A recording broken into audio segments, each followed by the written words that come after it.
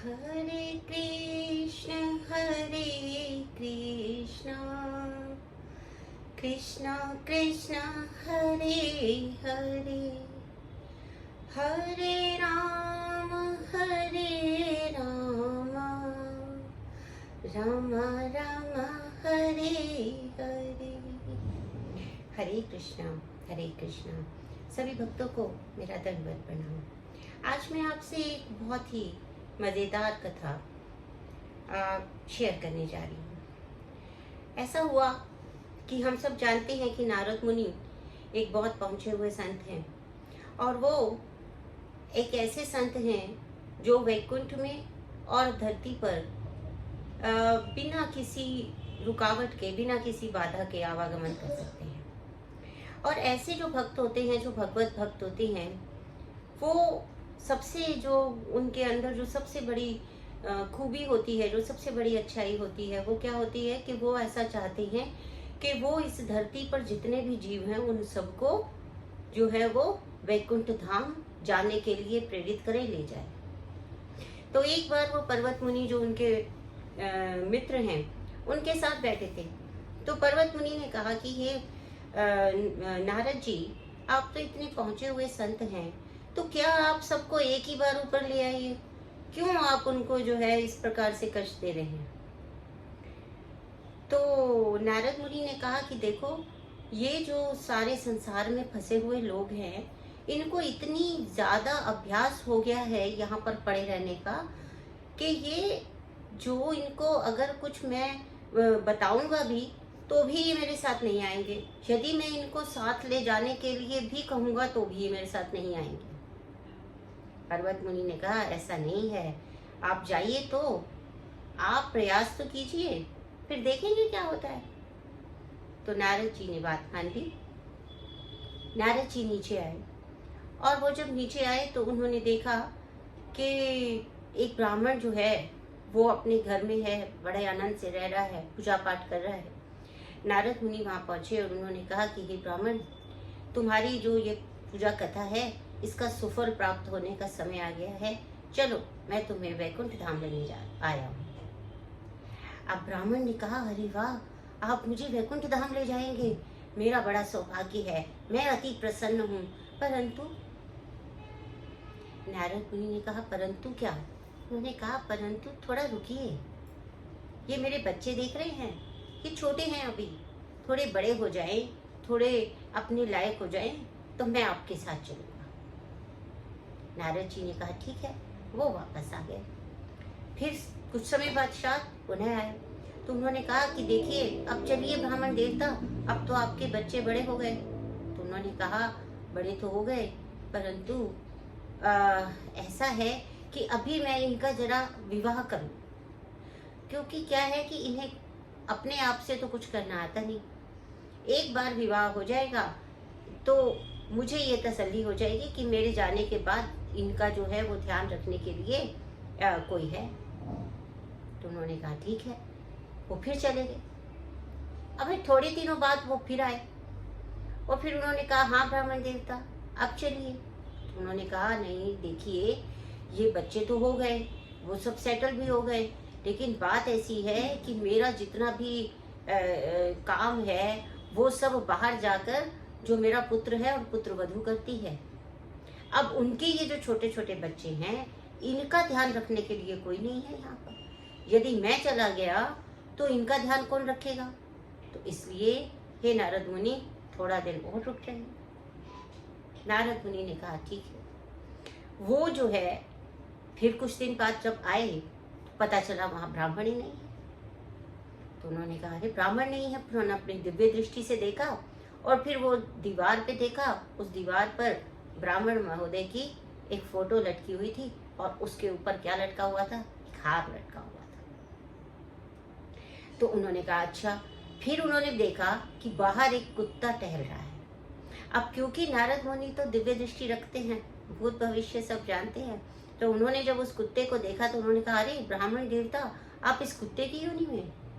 तो उन्होंने कहा कि हाँ। तो बोले चलो अभी चल लो, अभी भी कुछ नहीं बिगड़ा है, अभी भी चल लो। तो उन्होंने कहा नहीं, मैं नहीं जा सकता, क्योंकि ये तो मर गया।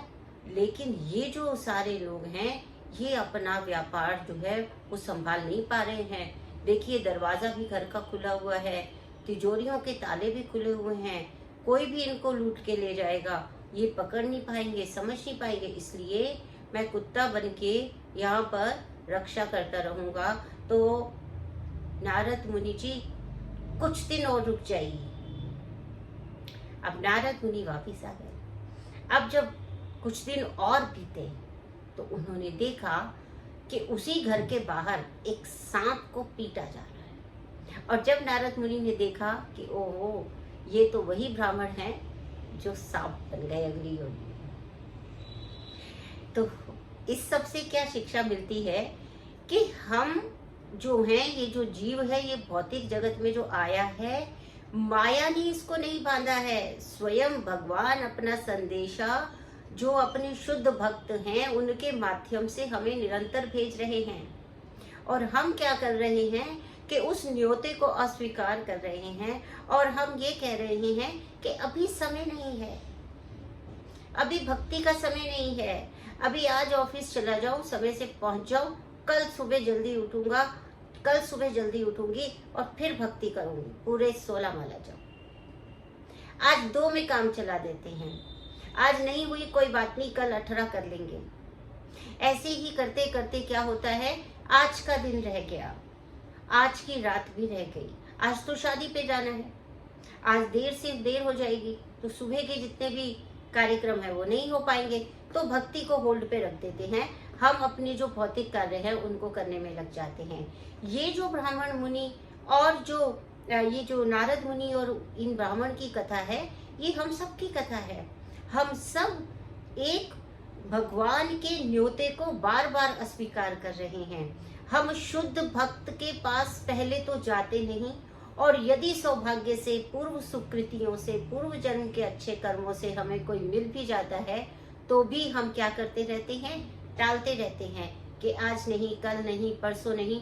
क्योंकि ये जो भौतिक संसार है, ये कितनी बड़ी माया है कि जिसको हमने जकड़ रखा है। इसका एक उदाहरण होता है कि जैसे एक खंबा है और हम उस खंबे को जकड़ के पकड़ के बैठ जाएं और उसके बाद कहें कि ये तो ये जो खंबा है मुझे छोड़ ही नहीं रहा है। अब हमें क्या समझना पड़ेगा, इसमें समझना ये पड़ेगा कि खंबा जड़ है, खंबे में प्राण नहीं है। खंबा अपनी मर्जी से हमें ना उसने पकड़ा और ना ही वो हमें छोड़ सकता है। उसे पकड़ा भी हमने है, इसीलिए उस खंबे को छोड़ने की जिम्मेदारी भी हमारी है। हमने सृष्टि उत्पत्ति के समय में पढ़ा कि जितनी भी प्रकृति है वो सारी की सारी जड़ है। उसमें प्रसव धर्मी तो है, परंतु वो प्रसव धर्म कब उत्पन्न होता है, जब पुरुष आकर उसमें मिलता है, अर्थात जब प्राण मिलते हैं, अर्थात जब भगवान का आदेश होता है। क्योंकि प्रकृति जो है वो भगवान के नियमों से बंधी हुई है। और हम क्या करते हैं कि हम अपने आप को कर्ता मानने लगते हैं। हम मानने लगते हैं कि हम छोड़ेंगे तो ये छूटेगी। तो वास्तविक बात क्या है कि ये प्रकृति तो जड़ है और हमने स्वयं ही अपने को इसकी आसक्ति में बांधा हुआ है। और जब तक ये आसक्ति यहाँ से नहीं हटेगी तब तक हम भगवान के धाम जाने के न योग्य हो पाएंगे, ना उसके लिए हम कोई भी प्रयास कर पाएंगे। तो हमें करना क्या है, क्योंकि इस माया ने हमको जकड़ा हुआ है, हम ऐसा कहते हैं, पर वस्तुतः वो क्या है, वो जड़ है। और चेतन क्या है, जीव है। तो मैं क्या हूँ, शरीर नहीं हूँ। मैं क्या हूँ, मैं आत्मा हूँ। और जीव रूप में ये जीवात्मा भगवान का एक अंश है। और इसीलिए भगवान के निर्देशों का पालन करना है। अपनी यहाँ की भौतिक इंद्रियों की तृप्ति ना करते हुए भगवान की इंद्रियों की तृप्ति करने का प्रयास करना है। और भगवान की इंद्रियों की तृप्ति कब होती है, कैसे पता चलता है कि भगवान हमसे प्रसन्न हो रहे हैं, जब हमारे जो गुरु हैं, जिन गुरु के निर्देशन में हम इस भक्ति को करने जा रहे हैं, जब वो हमसे प्रसन्न होते हैं तो हमें पता चल जाता है कि अब भगवान भी हमसे एक ना एक दिन प्रसन्न होंगे। तो इसलिए हमें समझ नहीं आती है हम भक्ति कब करें, हमारे पास समय नहीं है। यही सबसे बड़ा झूठ है जो हम अपने ऊपर लाद के बैठे हुए हैं। क्योंकि इस भौतिक संसार में जितने भी कर्म हम कर पा रहे हैं, जितने भी उत्तरदायित्व पूरा कर पा रहे हैं, वो हम स्वयं नहीं कर रहे हैं, वो भगवान की इच्छा से, हरि इच्छा से ही कर पा रहे हैं। और हरि की इच्छा जिस दिन नहीं होगी उस दिन अपना एक भी उत्तरदायित्व हम पूरा नहीं कर पाएंगे।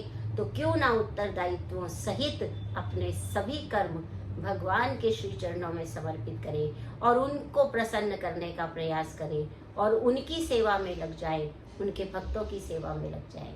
हरे कृष्णा कृष्ण कृष्ण हरे हरे, हरे राम राम राम हरे हरे।